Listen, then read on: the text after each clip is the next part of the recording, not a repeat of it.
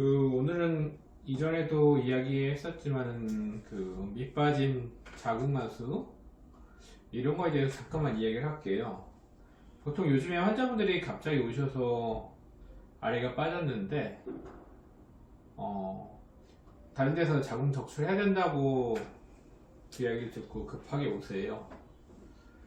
근데 이게 그러면 그분들이 가장 궁금해 하시는 게 자궁 적출을 하면 이게 해결이 되냐, 그게 가장 궁금하고, 꼭 자궁 적출을 해야 되냐 그 이야기를 하세요.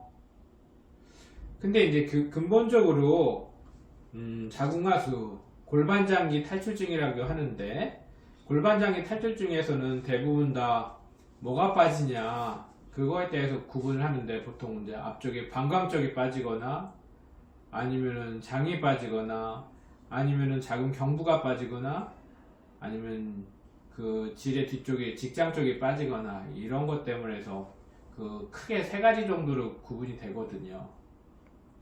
근데 그 세 가지 정도로 구분을 했을 때 보통 자궁 적출해서 해결이 되는 경우도 많이 있지만은, 자궁 적출을 했는데 다시 또 빠져서 오시는 분들도 있거든요.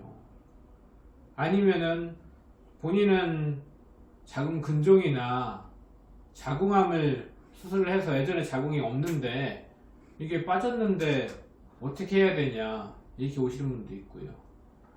근데 근본적으로 그런 분들은 빠지는 걸 이렇게 검사를 해서 내진을 하고 검사를 해보면은 방광이 많이 빠지고, 방광이 빠지면서 뒤에 자궁 경부가 많이 내려오는 경우가 많아요.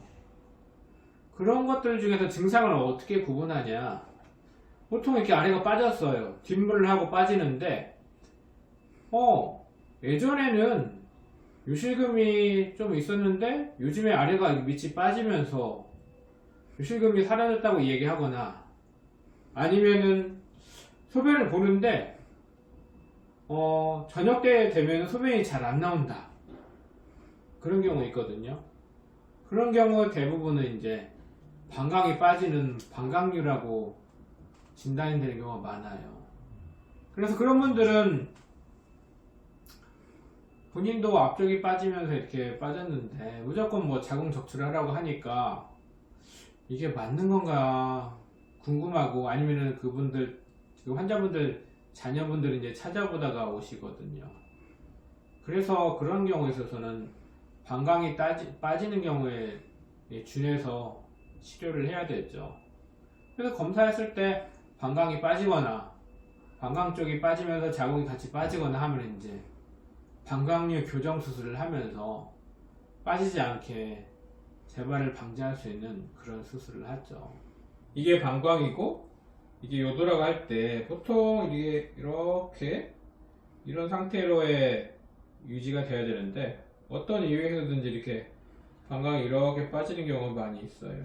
그러면 이거를 빠지면서 요도가 꺾이니까 유실금이 있던 분들이 갑자기 이제 유실금이 마스킹 되는 경우도 많이 있고, 아니면 소변 보는 게 불편해서 저녁 때 일하고 밤에 됐을 때 소변이 잘 안 나온다 이렇게 하시는 분들이 많이 계세요. 이런 경우에 있어서는 당연히 수술을, 방광을 이렇게 올려주는 이런 수술이 필요하죠. 이렇게 올리면서 뒤에 자궁까지 같이 따로 올리고, 그 다음에 올린 다음에 다시 재발하지 않도록 모아주는 그런 수술이 필요하죠.